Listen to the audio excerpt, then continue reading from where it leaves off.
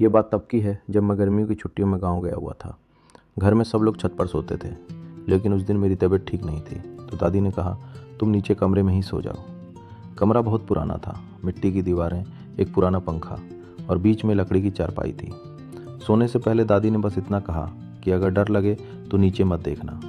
मैं हंस दिया, मुझे लगा ऐसे ही बोल रही हैं। रात के करीब 1 बजे मेरी आंख खुल गई, पता नहीं क्यों, बस नींद टूट गई। कमरे में बिल्कुल सन्नाटा था, पंखा भी बंद हो चुका था, शायद बिजली चली गई थी।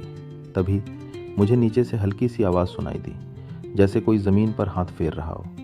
खर खर। पहले मुझे लगा कि चूहा होगा, फिर चारपाई बहुत हल्के से हिली, इतनी हल्की कि अगर मैं जागा ना होता तो शायद महसूस भी नहीं करता।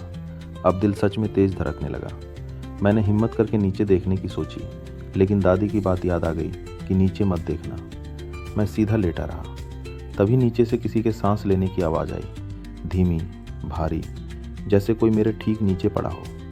मेरे गले से आवाज़ तक नहीं निकली। फिर अचानक बहुत पतली आवाज़ आई, सो गया क्या? मेरे रोंगटे खड़े हो गए। आवाज़ एक बच्चे जैसी थी, लेकिन घर में, उस कमरे में कोई नहीं था। मैंने आंखें कसकर बंद कर ली और सोने का नाटक करने लगा। कुछ सेकंड तक सन्नाटा रहा, फिर चारपाई के नीचे से कुछ बाहर निकलने लगा। लकड़ी के किनारे पर किसी की उंगलियां दिखीं, लंबी, काली, मिट्टी से सनी हुई। वो धीरे धीरे ऊपर चढ़ने लगी। चारपाई फिर से हिली। मैं अंदर ही अंदर कांप रहा था, लेकिन हिला नहीं। तभी मेरे कान के ठीक नीचे से आवाज़ आई, मुझे पता है तू जाग रहा है। मेरी सांस रुक गई। फिर चारपाई के नीचे से कोई बिल्कुल मेरे नीचे आकर लेट गया।